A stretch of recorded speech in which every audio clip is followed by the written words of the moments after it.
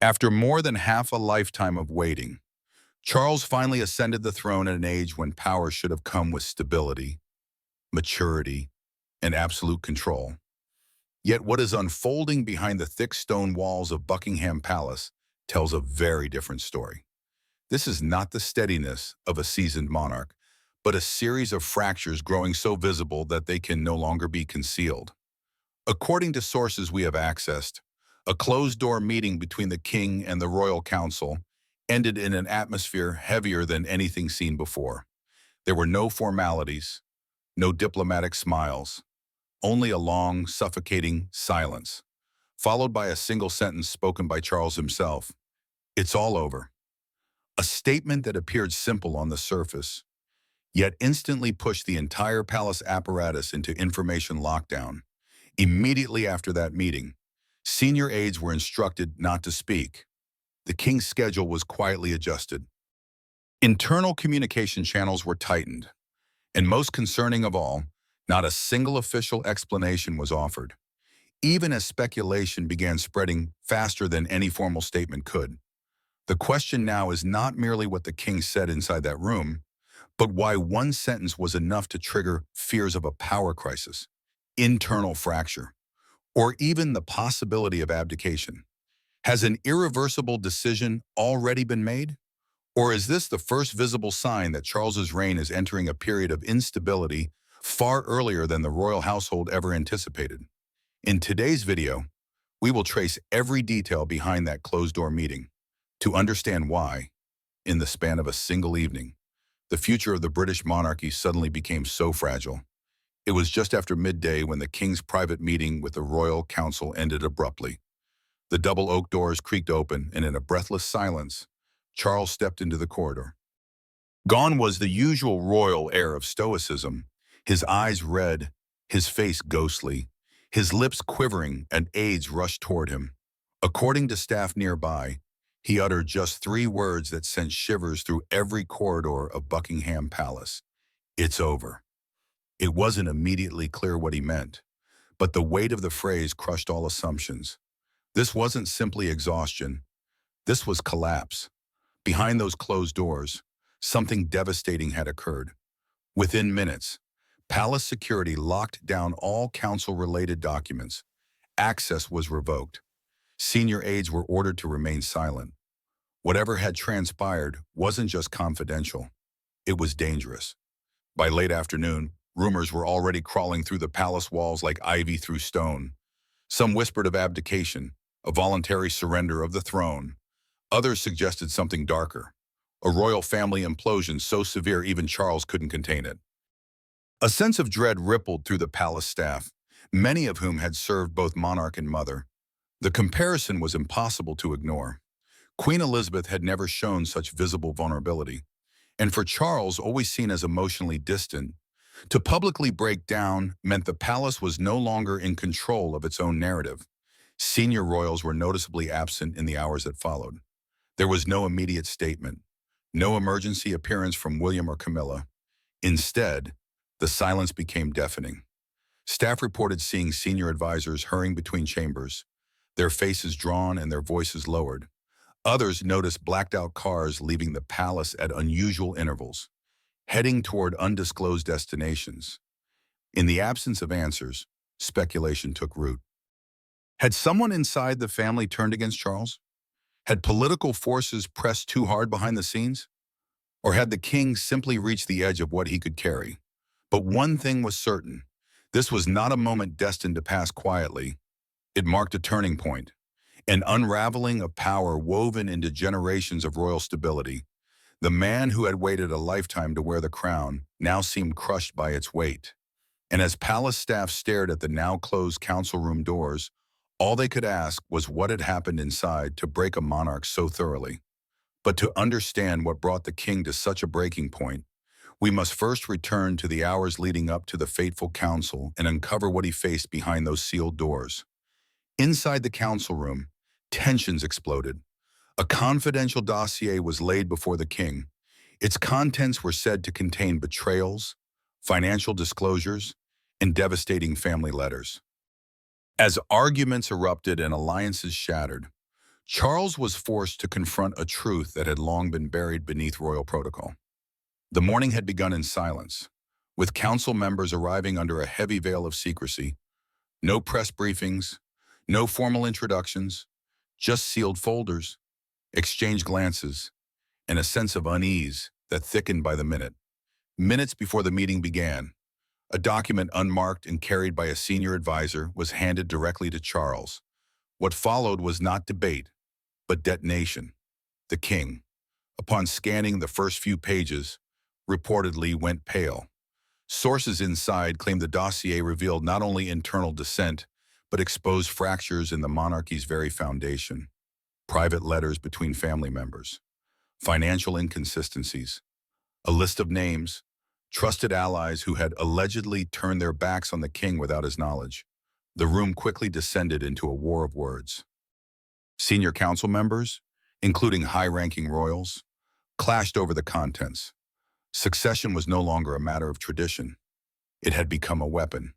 One figure, long thought to be loyal, openly challenged the king's leadership.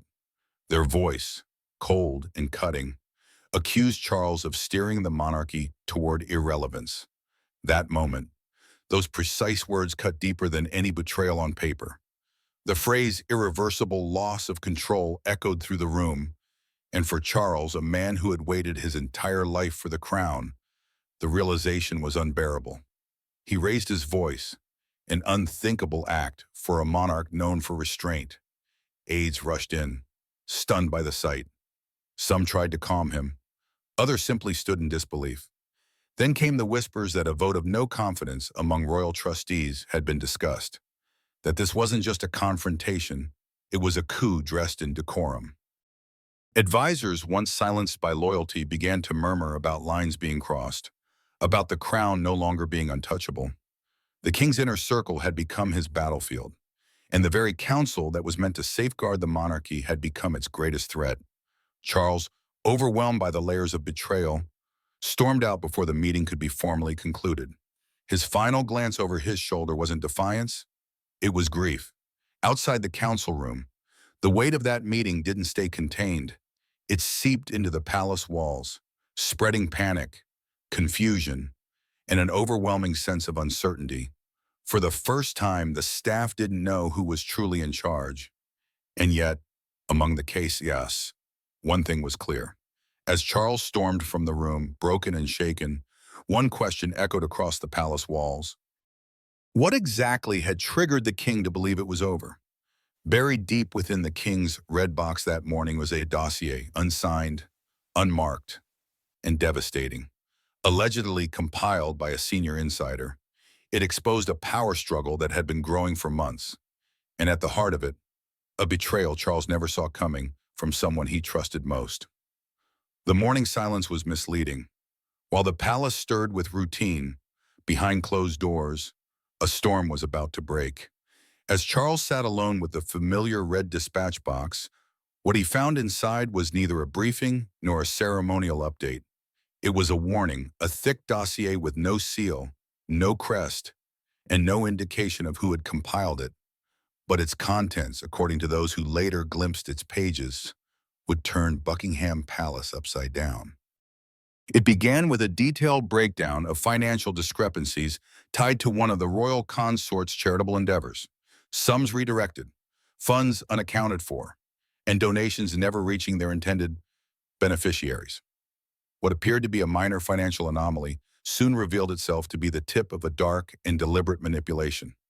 Alongside the financial trail were encrypted copies of private correspondences, some between palace staff, others allegedly between members of the firm themselves. The message was unmistakable. There was a faction operating independently within the royal machinery, plotting not against the nation but against the king himself.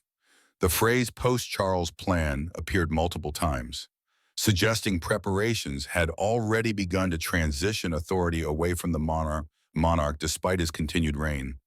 The language was coded, careful, and chilling. For Charles, a man who had sacrificed decades in quiet patience, this was not a surprise he could shrug off. It was betrayal woven into strategy. The king's private secretary reportedly urged him to postpone the council meeting. But Charles, stunned by the dossier's contents, insisted on confronting the matter immediately. Yet his delay in entering the council room, an unprecedented breach of his usually precise timing, did not go unnoticed. Advisors whispered that something had shifted. His face bore the weight of revelation. The king, once confident in the structure of loyalty surrounding him, now realized he had been living among veiled enemies. The most disturbing speculation didn't involve external threats or political infiltrators, but something far closer. One name kept surfacing as a potential source of the leaker: a sibling, a figure often at odds with Charles, whose ambition had quietly endured beneath a mask of duty. The final page of the dossier wasn't a spreadsheet or a signature. It was a single-typed sentence that would echo louder than any proclamation. The kingdom no longer answers to its king. For Charles, that wasn't just symbolic. It was a declaration of internal revolution. It wasn't treason in the eyes of the law, but it was betrayal in the eyes of a father, a brother, and a sovereign. The red box that morning did not deliver statecraft. It delivered collapse. But the story doesn't end with a document. It spirals into the people behind it and the ultimate betrayal Charles never prepared for. Betrayal cuts deepest when it comes from family. In a shocking twist, insiders allege the king's own blood played a part in orchestrating the dossier's exposure. The question now wasn't if Charles could forgive, but if he could survive the political aftermath of such intimate treachery. As the palace reeled from the revelations of the red box, whispers turned into confessions and confessions into names. It didn't take long before fingers pointed squarely at Prince Andrew. Sources suggest Andrew had long been resentful of Charles's reign, frustrated by his own diminishing influence, and quietly aligning with a circle of senior insiders who questioned the king's direction. Allegedly, Andrew was aware of the contents of the dossier before it reached Charles, possibly even contributing to the pipeline that brought it into the king's hands. And he wasn't the only one. Another unnamed senior royal, described by insiders as always in the room, never in the spotlight, was also implicated. This was no longer a family feud. It was a coordinated internal unraveling. The betrayal wasn't from beyond the gates of Buckingham. It came from within its bloodline. In a startling revelation, it was reported that Princess Anne, sensing the rising tide, had attempted to intercept the document before the council meeting. Known for her loyalty to duty and fierce protection of the monarchy's stability, Anne allegedly pleaded with palace advisors to halt its circulation, but she was blocked by protocol, by secrecy, or perhaps by those who had more to gain from its exposure. The fallout was swift and merciless. Those once seen as unshakable began to drift from the spotlight, their silence more deafening than denial. Then came the question of Camilla. Her silence in the immediate aftermath stirred a storm of suspicion. While some believed she was blindsided, like Charles, others weren't so sure. Her absence from the council's follow-up sessions, her refusal to comment, and her sudden retreat from public appearances raised difficult questions. Had she known more than she let on? Was she protecting the king or herself? The once united royal front now appeared riddled with fractures. A house built on traditions suddenly shaken by personal ambition and calculated silence. Perhaps most devastating of all was the growing tension between Charles and William. While the father had clung to control, the son had reportedly grown frustrated with indecision, secrecy, and fear-driven governance. The weeks leading up to the council saw their relationship tested. Whispers of heated conversations behind palace walls, differing visions for the future, and most disturbingly, a growing distance between two generations of power. An emergency meeting was arranged between Charles, William, and Harry, the first time the three would have gathered since the Queen's funeral. But at the last moment, the meeting was mysteriously canceled. No reason given, no plans to reschedule. It was a silence that spoke volumes. And so Charles found himself surrounded not by advisors but shadows, betrayed not by strangers but by the very faces seated closest to him during Christmas dinners and trooping the color. His world was not collapsing due to enemies from without. It was crumbling because of those within.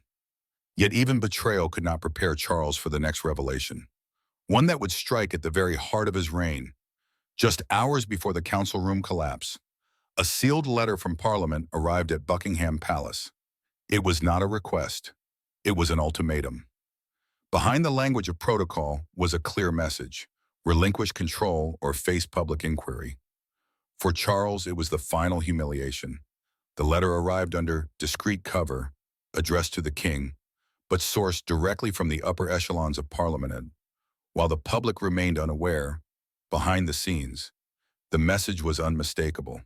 The monarchy's influence had become a point of contention, and the patience of the political establishment was gone, citing overreach, blurred financial lines, and growing public dissent. The Commons allegedly demanded that Charles begin the process of transferring operational power, particularly over fiscal oversight and ceremonial control, to the next in line. The wording was firm, almost cold. This wasn't a conversation. It was a line drawn in the sand, and Charles knew crossing it could ignite a constitutional firestorm. For months, whispers of financial irregularities surrounding the king's patronages had created quiet unease in Whitehall. Questions about where certain funds were being directed, how donations were being managed, and whether the monarchy was shielding certain figures behind centuries-old legal walls had become impossible to ignore. The situation had reached a boiling point. Now, according to internal sources, Parliament was prepared to move forward with an inquiry, one that would drag the crown through weeks of brutal public scrutiny unless Charles yielded. And at the center of the firestorm was the future of the monarchy itself. Parliament's leaked position paper didn't just critique Charles's reign. It suggested William should be handed greater responsibility immediately, not symbolically, practically. It was an unprecedented shift in tone, and for Charles it was nothing short of a betrayal by the institution he had vowed to uphold. Within the palace, advisors split into two distinct camps, one urging resistance, believing that caving to parliamentary pressure would signal the death of royal sovereignty. The other, more cautious, recommended calculated retreat, quiet abdication, preservation through surrender. They argued that if Charles didn't step aside now, he would be dragged out later, bruised by scandal and diminished by delay. The phrase symbolic only began to appear more frequently in confidential memos. That was how internal advisors now described the monarchy's political relevance. It was a bitter pill for Charles to swallow. A man raised to inherit divine authority now being told his crown held no real power, only appearance, only tradition. And still the weight of the choice bore down. Resist and risk exposing the family to months of legal and media chaos, or retreat with what little dignity remained, and pass the scepter to a son who might already be aligned with Parliament's vision. As Charles sat alone in the aftermath of the council, staring at the very letter that had pierced his last thread of authority, the image of his mother, the unshakable queen, rose like a ghost beside him. But this wasn't her reign. This was his reckoning. While the outside world speculated on politics, the king wrestled with something far more personal: his legacy and the haunting memory of the queen he once stood beside. Before her passing, Queen Elizabeth reportedly issued a private letter to Charles to be opened in a time of crisis. Its words, long sealed, were finally read the night before the council. What it contained stunned the king, offering both a chilling prophecy and a heartbreaking farewell. It was during a sleepless night at Windsor, with storm clouds already circling, that Charles turned to the only guidance left to him: the voice of his mother. Among his personal effects, tucked beneath royal correspondence and ceremonial records, lay a letter, the envelope marked in the Queen's own hand with 4 simple words, for his eyes only had remained untouched since her passing. Charles had never dared to read it, not until now. That night, alone in a chamber once shared with her during state visits, he unfolded the letter with trembling hands. Its ink had not faded, nor had its message. What began as a tender reflection on duty and lineage quickly shifted into something far more ominous. Elizabeth, ever measured and composed, had written with startling clarity. She spoke of fractures she feared would deepen, of loyalties that would fray, and of a moment she believed would come, a reckoning not from the public, but from within the family itself. In the quiet hours before dawn, Charles absorbed every word. The Queen, it seemed, had foreseen the possibility of betrayal. Her letter referenced the growing rift between the generations, a subtle warning about the ambitions simmering beneath the surface. Protect the monarchy from itself, she had written, not from politics, not from scandal, but from the slow erosion of unity, love, and truth. Her words weren't angry, they were resigned, almost sorrowful. She feared what the throne would become in a world less forgiving, more transactional, and perhaps most haunting of all was the final line, a directive wrapped in love, but laced with finality. When they turn on you, do not hold the throne, release it. Those 9 words shattered the last of Charles's illusions. She had known long before the dossier, the council rupture, or Parliament's ultimatum. She had known this day might come. That night Charles was not a king, but a son, a grieving child trapped beneath centuries of expectation. Those who saw him the next morning said he looked hollowed, as if he had aged 10 years overnight. He spoke little. He carried no documents, just the letter, folded neatly in his pocket. The final message from the only sovereign he had ever known as mother and monarch. And though he walked into the council room with the posture of a king, his heart had already begun to surrender. The Queen's words had planted a seed of inevitability. He could not unhear them. He could not unfeel them. In reading that letter, Charles had not merely inherited wisdom, he had inherited a choice to defy her warning or to obey her final plea. And while he still held the crown, its weight had changed. It no longer sat upon his head. It pressed against his chest. He did not yet know what he would do, but something inside him had shifted. He was no longer fighting to hold power. He was beginning to mourn what it had cost him, armed with heartbreak and a royal prophecy. Charles walked into the council, never expecting to walk out broken.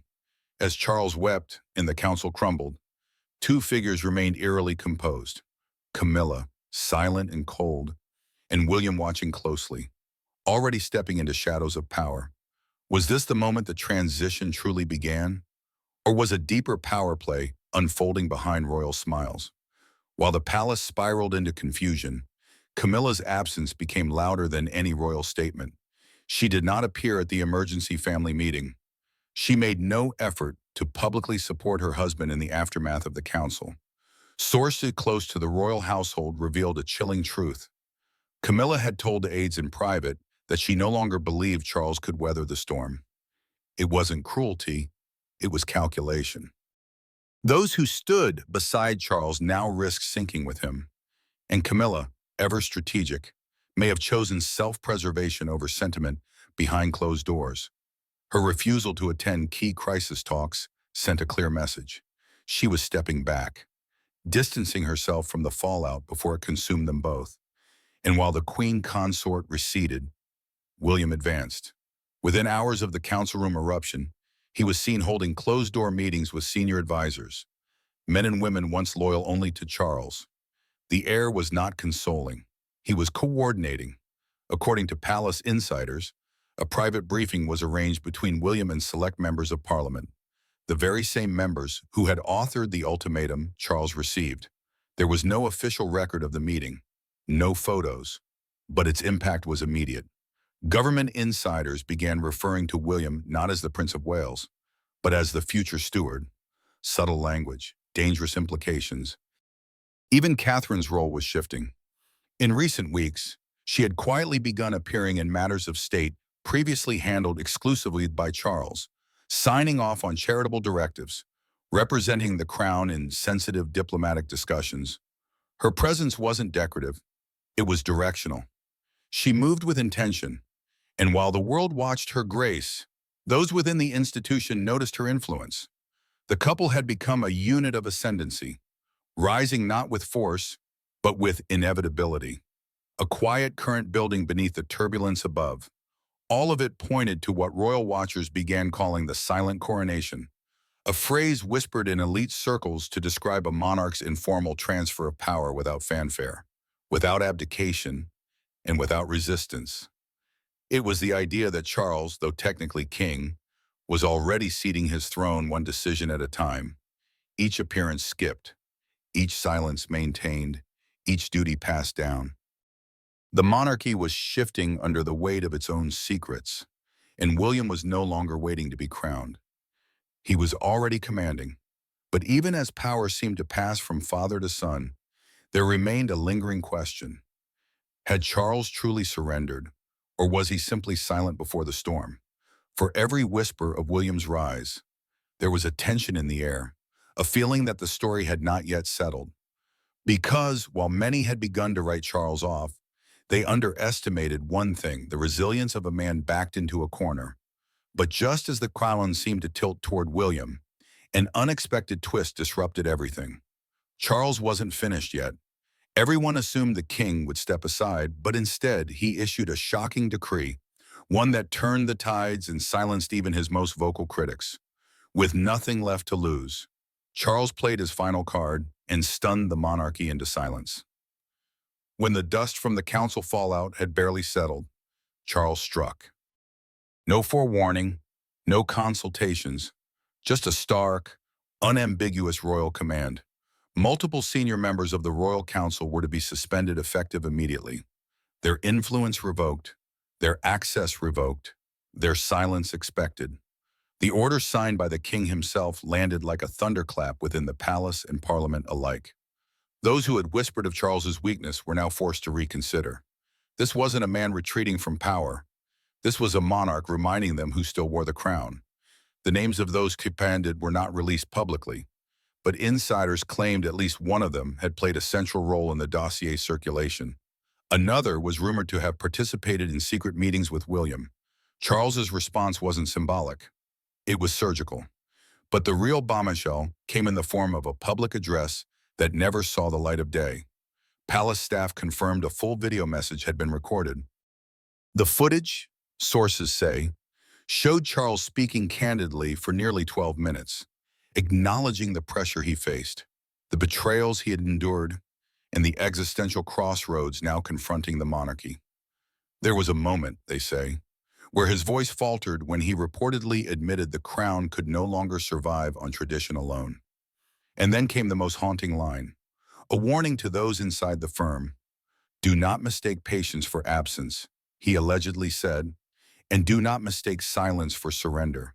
The recording was never broadcast. Some believe it was Charles's decision. Others insist it was intercepted. Either way, the message was buried, but the impact remained.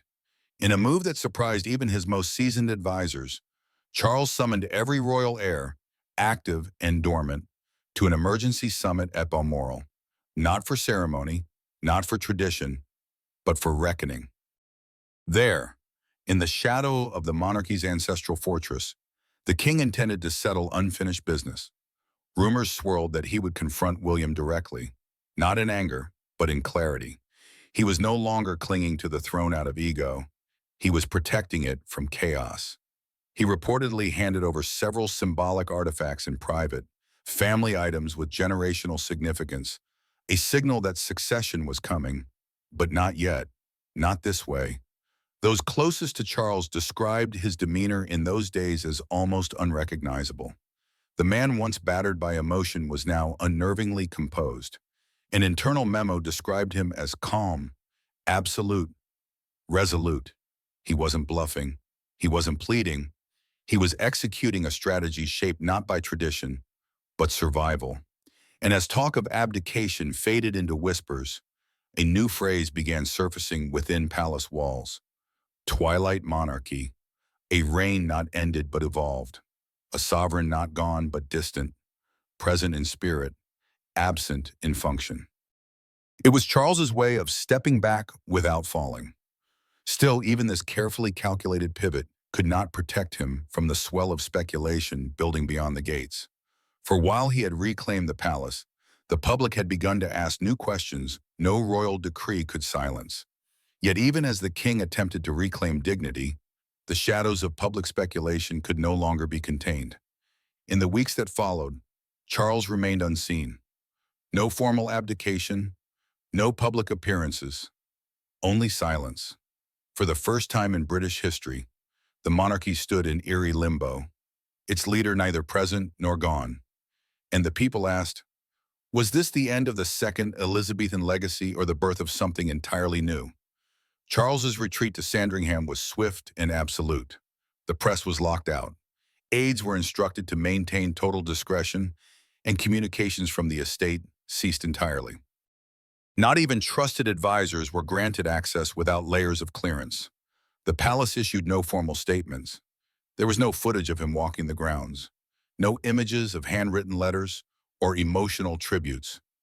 He simply disappeared into silence, into solitude, into something far more mysterious than abdication.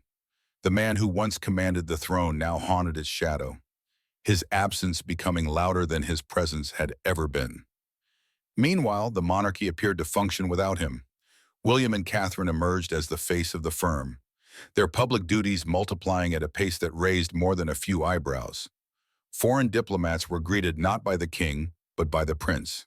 State briefings, public engagements, Commonwealth outreach, all were quietly transitioned under the banner of the younger royals.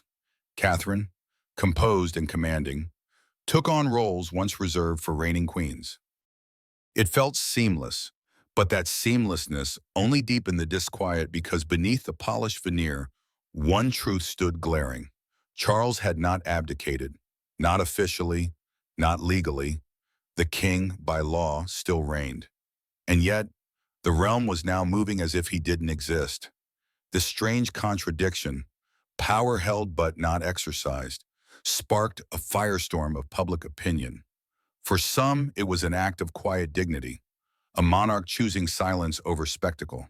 For others, it was a dereliction of duty, a leader unwilling to face the consequences of his own collapse.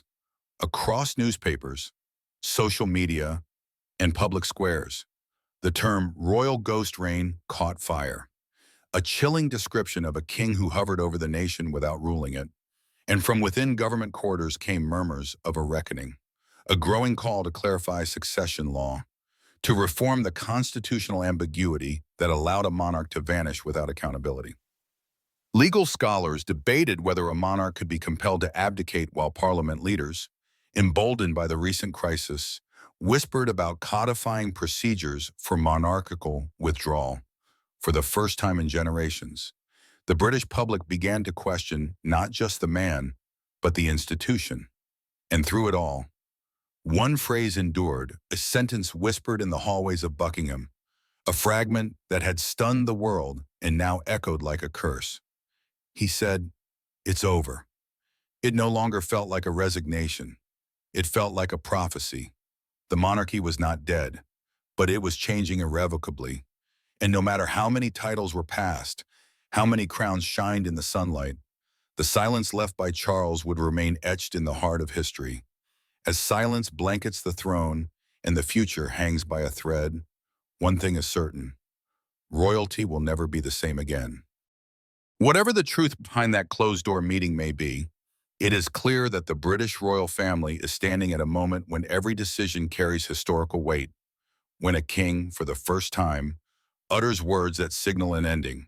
It is no longer a personal emotion, but a warning sign of a system under pressure beyond its limits. The palace's silence at this moment does not reassure the public. Instead, it deepens the questions surrounding power, succession, and fractures that have never been openly acknowledged. Is this the moment that marks the beginning of a major turning point in Charles's reign? Or is it a sign that the monarchy is facing its most serious challenge in decades? Thank you for watching until the end of the video. Don't forget to leave a comment to share your perspective, like the video, and subscribe to the channel so you won't miss our upcoming analyses of what is really happening behind the doors of Buckingham Palace.